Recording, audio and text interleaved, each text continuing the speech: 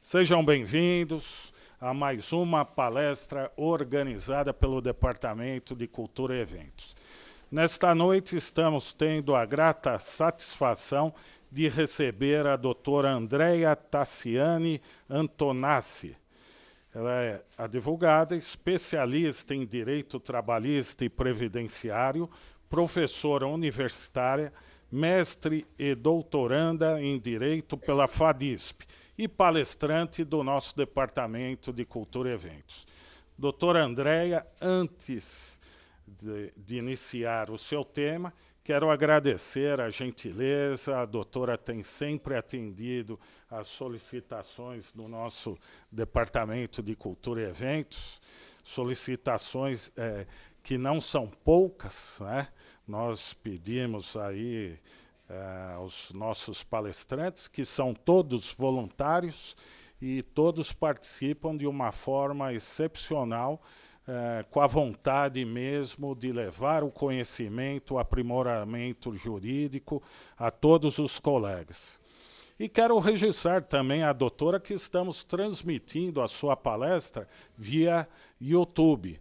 Então fica também um abraço aos colegas que estão nos assistindo nesta noite e mandem, por favor, esses que assistem via YouTube, alguns comentários, como estava a imagem, como os senhores estão recebendo, a qualidade do som, o comentário que desejarem fazer. Isso é importante para nós, para que possamos aprimorar essa transmissão via YouTube.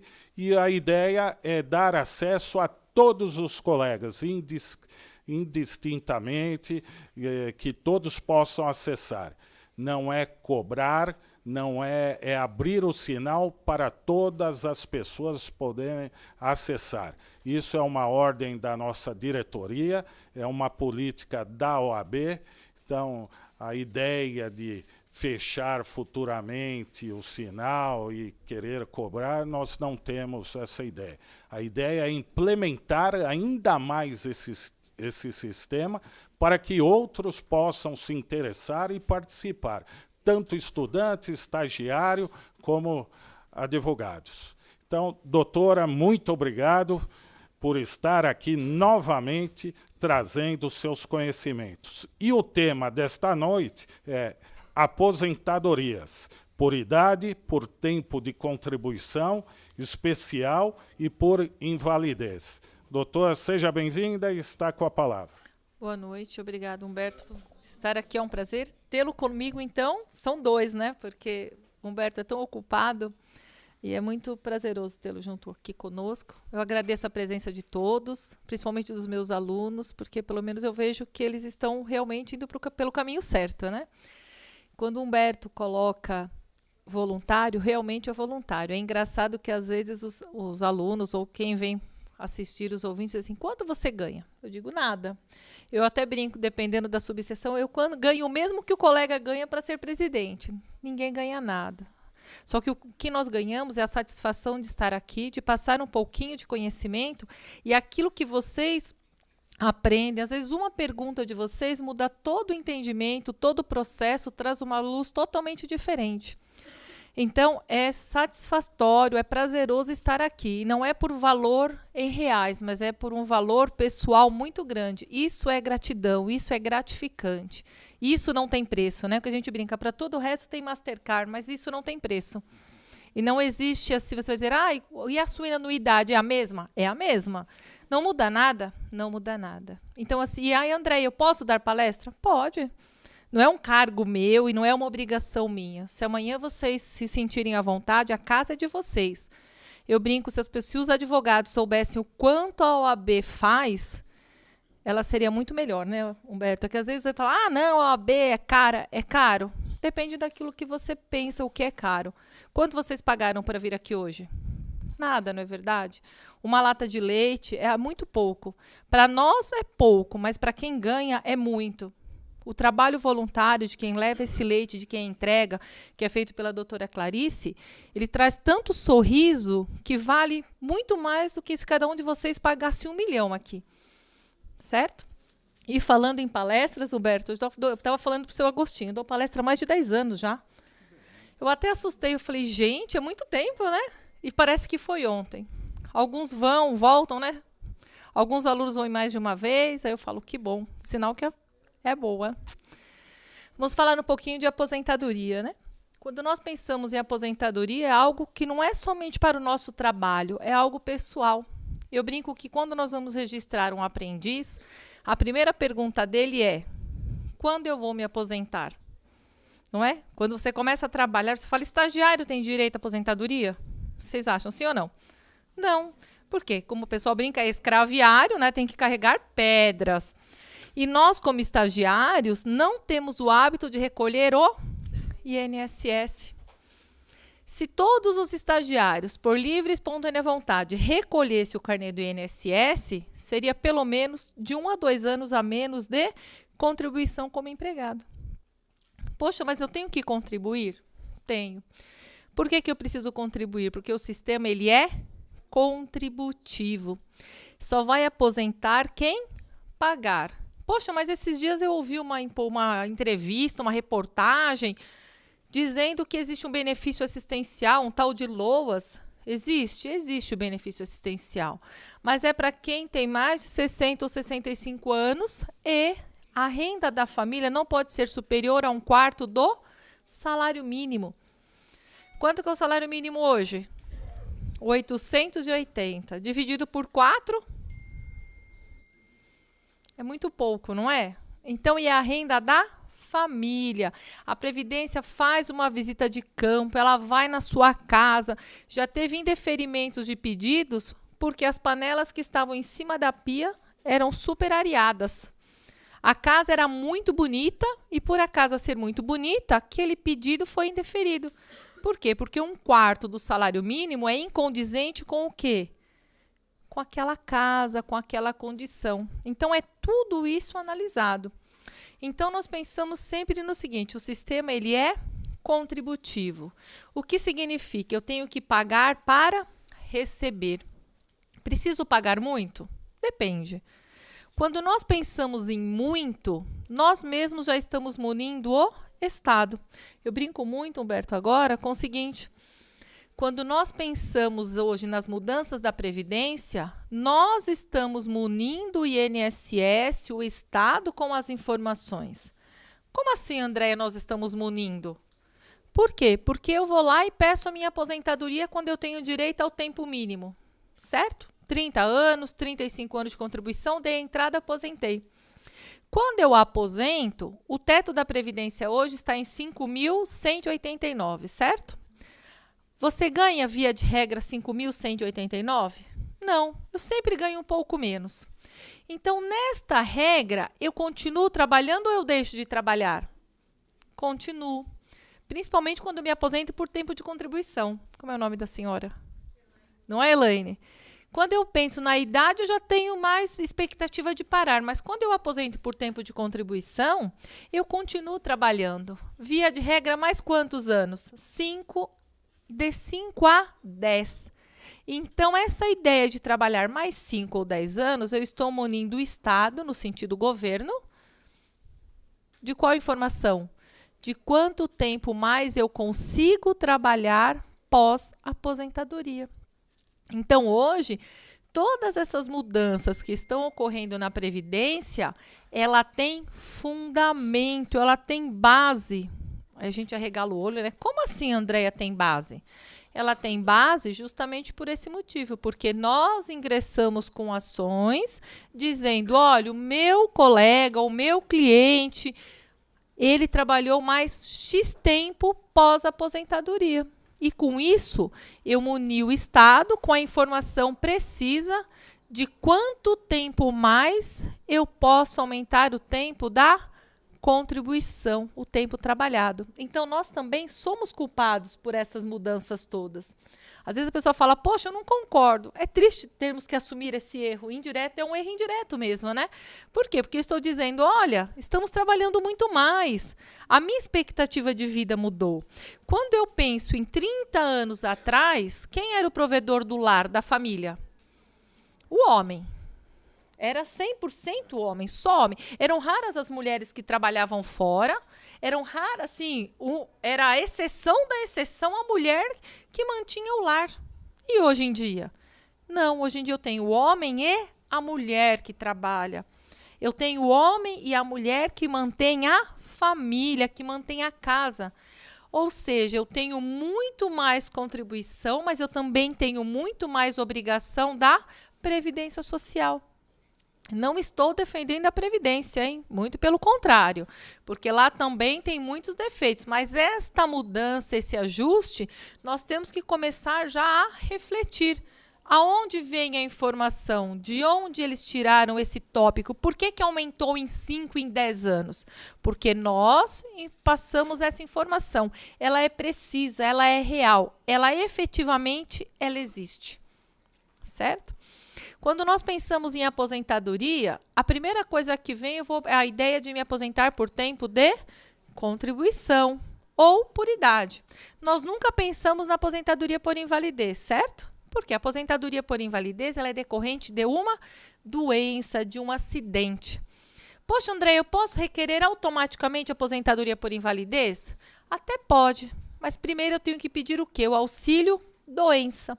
Eu dou entrada no auxílio doença e sendo verificado pela perícia que eu estou inválido, ou seja, que eu não posso retornar ao trabalho, eu tenho a concessão da minha aposentadoria por invalidez.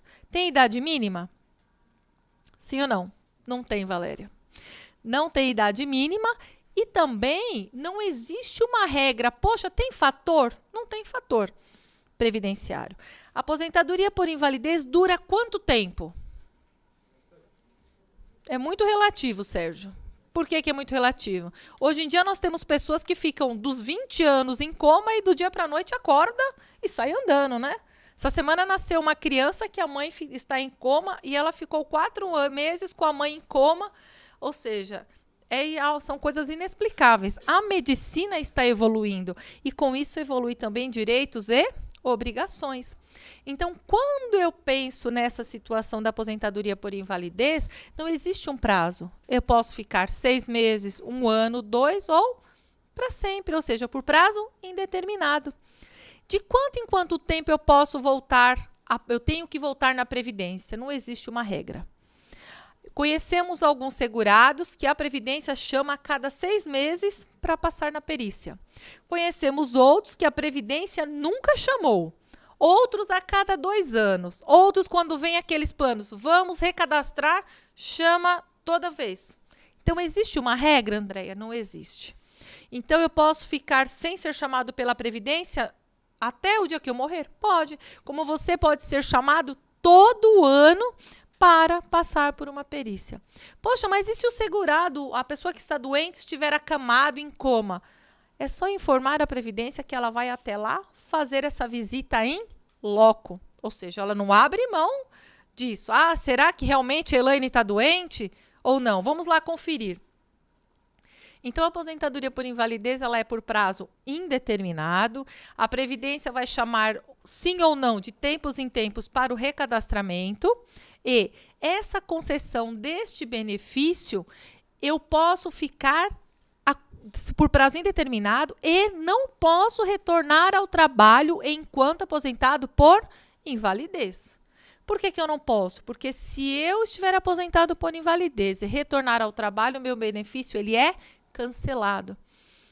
Certo? Aí o Sérgio diz assim, poxa, Andréia, mas por quê? Se eu voltar ao trabalho, como que a Previdência vai saber? Ou por denúncia, ou então o seu empregador ou aquela pessoa que te contrata como autônomo, Cleidine, ela vai lançar você na Cefip, no E-Social, e você vai ser declarado como trabalhador. Exatamente. Então, enquanto aposentado por invalidez, eu não posso retornar ao trabalho. De forma alguma? De forma alguma. Poxa, André, mas eu entendo que eu estou apto e eu não tenho prazo para o retorno. O que eu posso fazer? Bato lá na porta da dona Previdência e digo, dona Previdência, estou curado. A dona Previdência dá alta e você volta ao trabalho. Certo? Como é YouTube, eu acho melhor deixar as perguntas para o final, né? Senão vai atrapalhar, né? Se nós fizermos perguntas agora. Então, o fator Uma aposentadoria por invalidez, ela não tem fator previdenciário e ela, via de regra, é por prazo indeterminado. E a aposentadoria especial, ela ocorre de quanto em quanto tempo? Quando eu tenho direito à aposentadoria especial? Aos 15, 20 ou 25 anos de efetivo trabalho. Trabalho comum? Não. Trabalho especial. O que é trabalho especial? É quando eu tenho direito à insalubridade ou periculosidade, que significa o quê? Exposição ao risco da minha vida ou ao risco da minha saúde. Então, quando eu tenho aposentadoria especial, quando eu trabalho 15, 20 ou 25 anos, em efetivo risco à minha saúde ou à minha vida. Andréia, quem, por exemplo, se aposenta especial? Quem trabalha em raio-x, o mergulhador. O mergulhador se aposenta com 15 anos de trabalho. E nós não imaginamos isso, né? É uma função tão simples. Você sabia disso, Guilherme? Que o mergulhador trabalha com 15 anos? O mergulhador aposenta com 15 anos de trabalho. Então você diz assim, poxa, André, é tão pouco, mas o risco que ele está exposto, o risco da vida dele é muito grande. Então, aos 18 anos, ele começa a trabalhar como mergulhador. 18, 28, 29, 30, 31, 32, 33 anos. Aos 33 anos, o Guilherme aposentou especial. Ele pode continuar trabalhando? Sim ou não? Mais ou menos. Como assim, Andréia, mais ou menos? Ele pode continuar trabalhando desde que não seja como mergulhador. O segurado que aposenta aos 15, 20 ou 25 anos, ele não pode continuar trabalhando em atividade que o exponha ao risco do trabalho, que coloque em risco a saúde ou a vida. André, então ele aposentou com 33 anos, ele pode exercer outra função? Sim ou não? Pode. Ele vai exercer outra função e vai trabalhar mais 35 anos. 33, 43, 53, 63, 68 anos. Ele vai ter direito a outra aposentadoria? Não. Por quê? Porque a Previdência Social ela só permite uma aposentadoria pelo INSS. Então, ou seja, o segurado que trabalha e aposenta, ele só vai receber uma aposentadoria. André, eu trabalhei 5 anos especial, 5 comum, 10 especial, 5 comum. Eu tenho direito à aposentadoria especial? Via de regra, não. Por quê? Porque o meu tempo especial ele tem que ser todo em especial. Mas esse período que eu trabalhei em especial, ele é convertido. Então, de repente, esses 10 anos pode passar para 12, para 15, para 18. Eu tenho que verificar o quê? O tempo que eu fiquei exposta ao risco e a tabela de conversão. E aí, nesse caso, quando nós pensamos, então, na aposentadoria por invalidez, quando eu tenho partes do período como especial, eu faço a conversão e aí eu posso aposentar comum, certo? Posso voltar ao trabalho? Posso, desde que não seja especial, não tem idade mínima e também não tem fator previdenciário. André, mas eu sou mergulhador do INSS e mergulhador de uma empresa pública. Nesse caso, eu posso ter 2 aposentadorias? Se o sistema público for regime próprio, ok. Agora, se não for regime próprio, for o sistema do seu serviço público, for INSS, será concedido somente um benefício. Certo? Até aqui, gente? E quando eu penso na aposentadoria por idade, o que eu preciso? Como o próprio nome diz, idade. Mulher, 60 anos de contribuição e o homem, 65, reduzindo em 5 anos para o trabalhador rural. Quando eu penso na aposentadoria por idade, basta a idade? Não. Eu tenho que ter, no mínimo, 180 contribuições, que equivale a 15 anos. Como é o nome da senhora de óculos? Margarete, você acha que esses 15 anos, você entende que esses 15 anos tem que ser corrido ou pode ser picado? Trabalho 5, folgo 5, trabalho 5, folgo 5. Pode ser picado. Quando nós pensamos em tempo de contribuição para aposentadoria por idade, eu não preciso trabalhar 15 anos corridos. Imagine só que eu sou corretora de imóveis. Trabalhei 5 anos, vendi todo mês. Durante esses 5 anos, eu vendia um imóvel de 1 milhão. Tá bom, né? E aí, vendendo esses imóveis de 1 milhão, eu ganhei uma boa comissão, fiquei 5 anos sem trabalhar. Trabalho mais 5. Pode ser? Pode. O que eu tenho que ter? 60 ou 65 anos e 15 anos de contribuição. Imagine só, eu comecei a trabalhar com 20, com 35 eu já tenho 15 anos de contribuição. Parei de trabalhar. Isso se a lei não mudar, tá? Que infelizmente vai mudar. Quando eu fizer 60 anos, eu posso aposentar? Posso. Só que nesse caso eu já perdi a minha qualidade de segurado. Então eu tenho que recolher uma contribuição à Previdência para me reabilitar, ou seja, para eu readquirir a qualidade de segurado. E readquirida a qualidade de segurado, eu vou lá e dou entrada no meu benefício. Para a aposentadoria, aquilo que a Margarete recolheu, ela não perde. Então, ela trabalhou dos 20 aos 35. Quando ela fizer 60, ela pode aposentar? Pode. Só que ela tem que readquirir a qualidade de segurado. E na aposentadoria por idade, eu não tenho o chamado fator previdenciário. Poxa, Andréia, mas por que não tem o fator?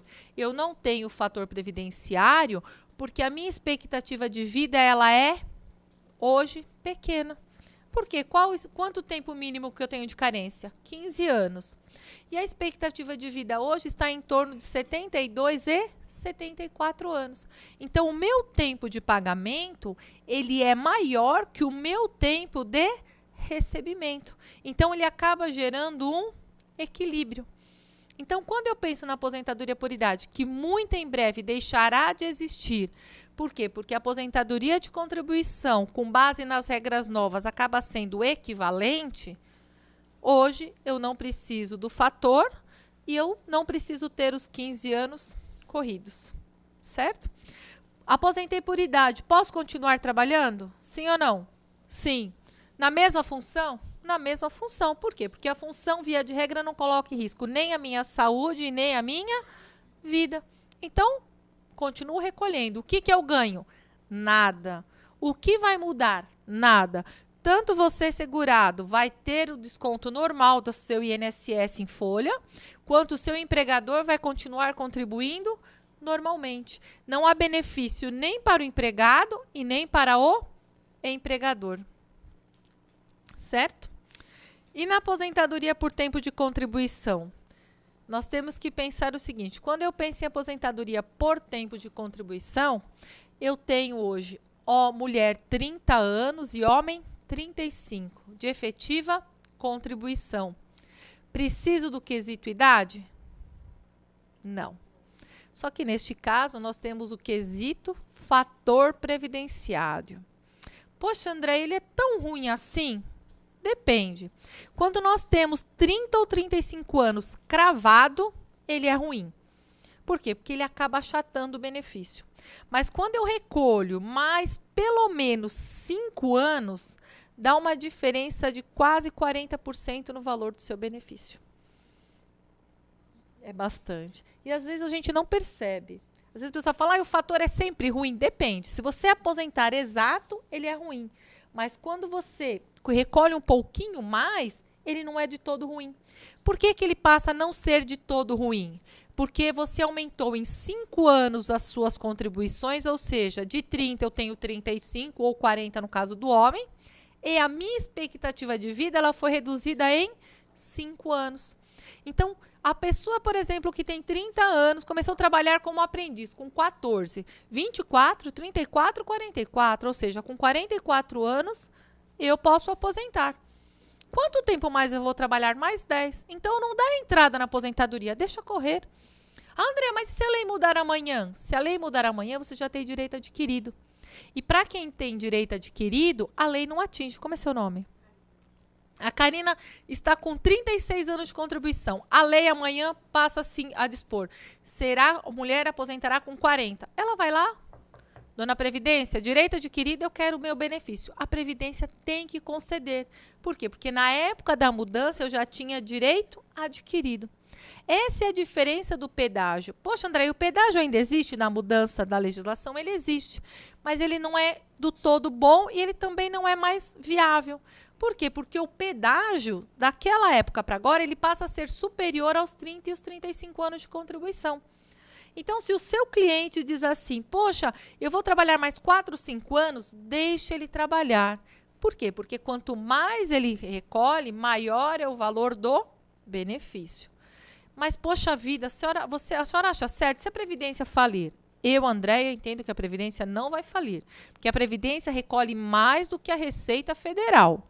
Hã? Como assim? Recolhe. Porque a Receita Federal você só faz no final do ano, você gera receita e você ainda consegue fazer algumas tira e põe, vamos chamar assim, né? As despesas não contabilizadas. No INSS, não existe isso. Por que no INSS não existe isso? Porque ou eu pago ou eu pago. E se eu não pagar, eu, empregador, não recolher o INSS, eu não consigo uma guia que chama CND. O que é CND? É a certidão negativa de débitos junto a quem? A Previdência. Se eu não tenho uma CND, eu não participo de licitação, eu não consigo crédito, eu não consigo nada, a minha empresa fica amarrada. Ou seja, então a Previdência, todo mês, ela recebe muito dinheiro. Embora nós tínhamos antigamente, eles alegam mais recolhimentos e menos benefício, é o inverso. Por quê? Porque antigamente só quem contribuía era quem? O Humberto. Hoje é o Humberto, a Clarice e os filhos. Isso vai mudando? Vai. E quem vai receber primeiro? Só o Humberto. Depois, a Clarice. E os filhos também contribuíram. Então, essa ideia de que o sistema está prejudicado porque eu tenho muitos benefícios, ela não é de toda a verdade. Por quê? Porque, embora haja essa defasagem, esse desequilíbrio, existe hoje uma contribuição maior do autônomo. Hoje, a maioria dos autônomos recolhe. Quem aqui presta assistência judiciária recolhe INSS. E não porque quer, porque na própria certidão vem a retenção de 11%. Então, quando eu penso na aposentadoria por tempo de contribuição simples, 30 ou 35 anos de contribuição, não existe idade mínima, mas eu tenho o fator previdenciário. E na mudança agora da lei, o que eu tenho que ter? Mulher, 85 pontos e homem, 95. Lá em 2017, eu vou ter 90 e 100 pontos. Isso significa o quê? Que o homem teria que ter quanto tempo de contribuição hoje para dar 90? 35 mais 65, não é? Porque, ó, 35 mais 65 vai... 60 mais 35, que vai dar 95. E a mulher vai ter quanto? 55 mais 30. Por quê? Para dar 85 e 95. Isso significa que a soma dos dois, ele vai o quê? Superar o fator previdenciário. Então, não é que o fator deixa de existir. O fator foi modificado e justificado por esse tempo maior de contribuição ou de idade. Se eu pensar numa pessoa que começou a trabalhar com 20, 30, 40, 55 anos, é o caso da mulher, já dá o quê? Os 85. Então, o que a Previdência fez? Ela uniu uma idade maior, que era onde justamente o fator previdenciário achatava. Então, o fator não é que ele deixa de existir, ele deixa de ser aplicado como fator e passa a ser aplicado como tempo de contribuição e idade caminhando simultaneamente. Certo?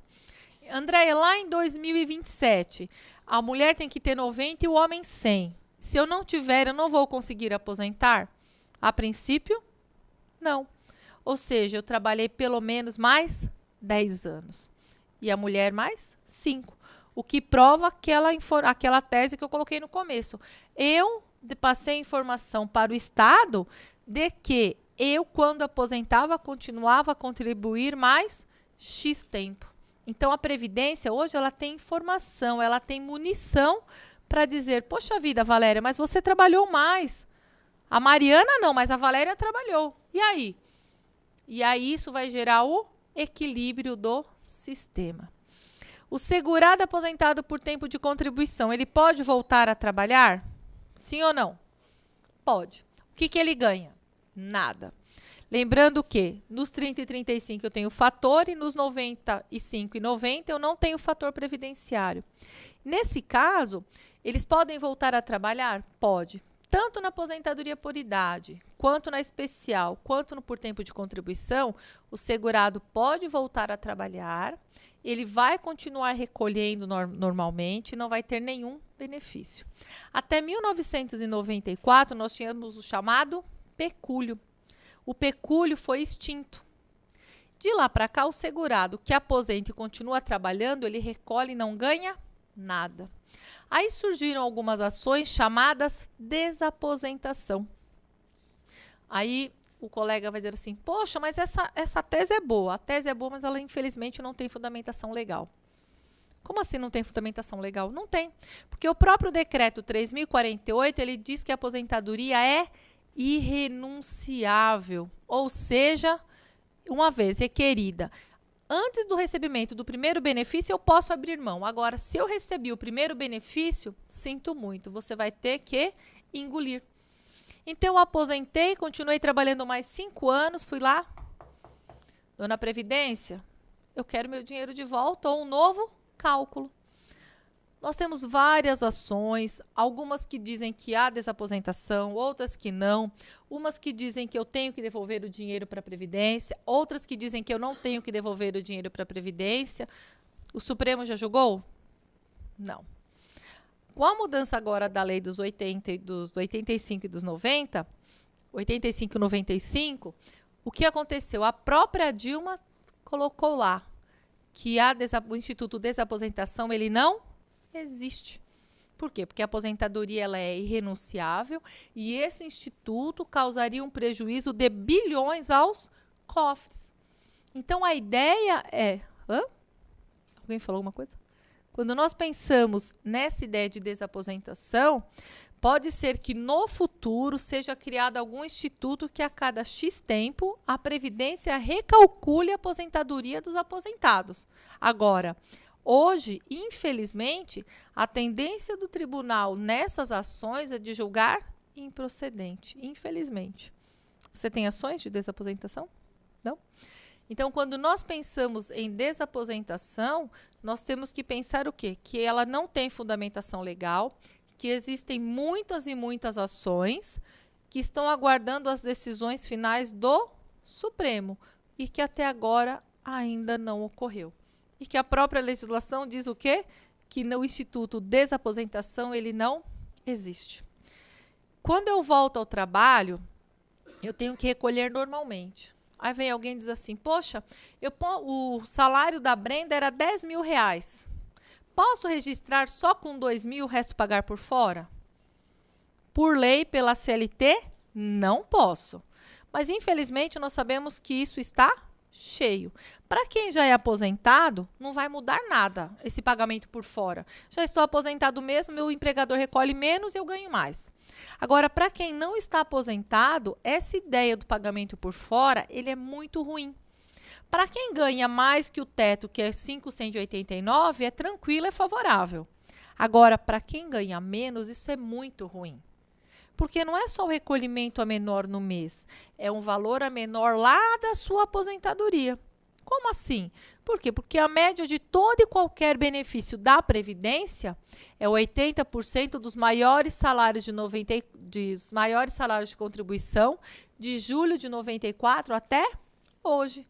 Então, quanto menos eu pago durante a minha vida de labor, durante a minha vida de trabalho, menos eu recebo de aposentadoria. Por quê? O teto esse ano é 5.200, o ano passado 4.800, o outro ano 4.600, há 20 anos atrás R$1.000. O teto ele vai aumentando e o aposentado ele não tem o mesmo reajuste que tem a tabela da Previdência. Então, isso acaba havendo o quê? Uma deflação, ou seja, uma redução, um prejuízo no valor do seu benefício. Então, é sempre importante deixar bem claro que quando você recebe por dentro e por fora, antes da aposentadoria, Você recebe mais hoje, mas lá na sua aposentadoria o seu benefício ele é achatado e muito, certo?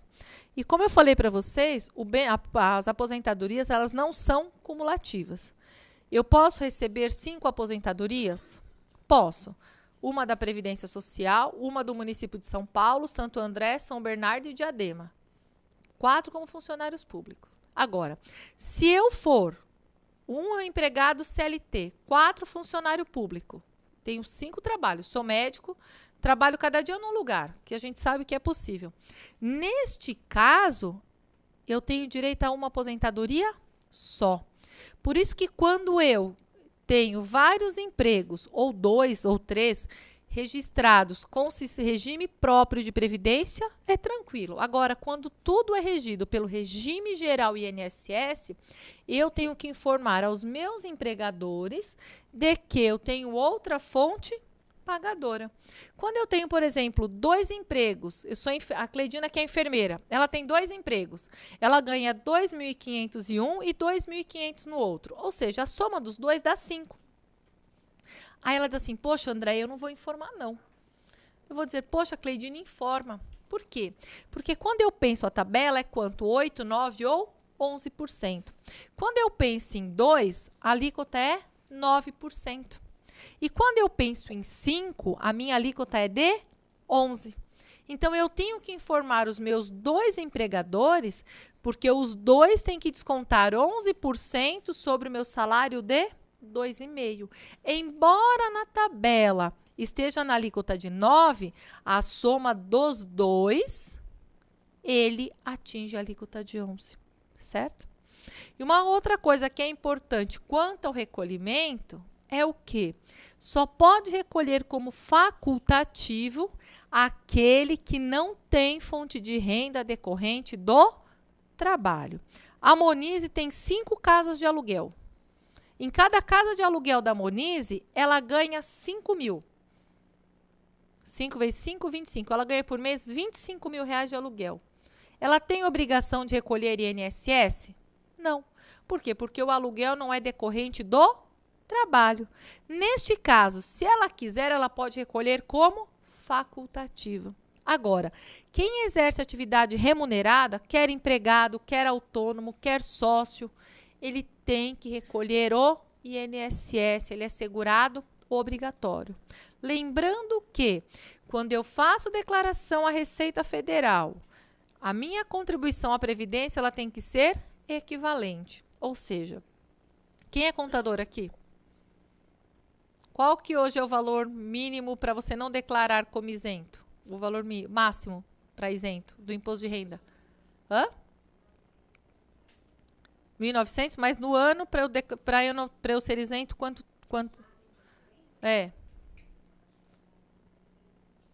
22 mil, certo? Então, vamos pensar assim. Eu, com a Andréia, recolho o meu imposto de renda todo ano, declaro como isenta. Para eu ser isenta, eu tenho que ganhar no ano até quanto? 22 mil. Vamos arredondar para 24, para ficar mais fácil? 24 dividido por 12, eu posso ganhar por mês quanto? 2 mil, certo? Só que eu vou lá e recolho meu carnê do INSS como autônoma no valor do teto, R$ 5.100. Ou eu estou lesando a Receita ou eu estou lesando a Previdência. Se no futuro houver um cruzamento da sua declaração, ou a Receita ou a Previdência vai te chamar e vai dizer assim, ou você lesou a Receita ou você lesou a Previdência. E aí, você vai preferir recolher o seu INSS, se aposentar com base naquilo que você declarou, ou você vai querer restituir os cofres da Receita? Então, nós temos que tomar muito cuidado. Poxa, André, você conhece alguém que já passou por isso? Uma pessoa no interior. Uma pessoa. Mas essa é uma tendência, porque hoje nós temos a super receita, que é o quê? Todo mundo na mesma casinha. Receita Federal, INSS, todo mundo recolhendo junto. O que, Sérgio? O cruzamento de dados. E aí, se for verificado que o seu recolhimento à Receita foi muito diferente, ou seja, coisas discrepantes entre Receita e Previdência, você pode ser chamado. Então, é que assim, eu vou ter... Como é seu nome? Regina, você só espera eu concluir, porque como está passando no YouTube, se você fizer pergunta, o pessoal não vai ouvir. Quem já está cruzando? Olha lá, tá vendo? Olha lá, a Regina trouxe uma informação precisa. O e-social já está cruzando. Ah, Andréia, mas eu sou autônoma, eu não faço declaração do e-social. Você autônomo, não. Que presta serviço para pessoa física, não. Mas o autônomo que presta serviço para pessoa jurídica, ele é declarado, sim. Putz, e agora? E agora, presta mais atenção. Eu só posso declarar e recolher sobre aquilo que eu recebo. Aqui todo mundo declara tudo que recebe a Receita e a Previdência? Quem declara tudo faz assim. Tudo, tudo, tudo. Como é seu nome? Até a consulta de R$ 100 do seu vizinho, o senhor declara? Ah, lá, viu? Quase tudo. A gente brinca muito com isso por esse motivo. Nós temos que sempre lembrar o quê? Aquilo que eu declaro é o correto. Eu tenho um aluno que ele diz assim, adoro pagar imposto de renda, é sinal que eu estou ganhando bem. Então, a gente tem que pensar o quê? Eu recolho, eu recebo, eu recolho. Vocês têm que tomar cuidado, como a Regina colocou, pelo próprio e-social, eu, pessoa física, que presto para pessoa física, não declaro. Mas eu, não declaro por enquanto, porque haverá o ajuste. Agora, eu, pessoa física, que trabalho, que presto serviço para a jurídica, ela tem obrigação de declarar. Ela declarou, eu também preciso declarar. Poxa, Andréia, mas esse ano eu sou empregada e ganho teto, só faço alguns biquinhos por fora. Se eu, como empregado, ganho teto, aquilo que eu ganho por fora, eu não preciso recolher o INSS. Agora, eu tenho emprego e ganho R$ 2.000 como empregada. E faço bico de autônomo e ganho por mês 1.000, 1.500. Eu preciso recolher essa diferença? Preciso. Principalmente se eu emito nota, se eu faço recibo. Por quê? Porque é uma coisa que vai justificar a outra. Então, quando eu penso em previdência, esse cruzamento de dado, ele vai ocorrer cada vez mais, cada vez mais. Poxa, por quê? Porque cada vez eu tenho mais trabalho informal, eu tenho menos recolhimento formal e mais informal.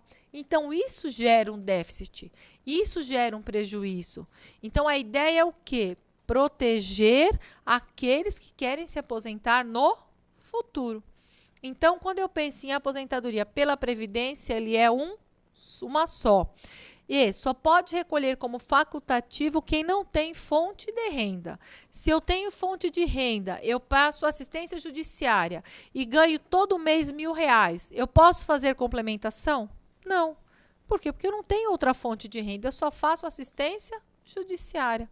Agora, um mês eu tenho certidão, no outro mês não.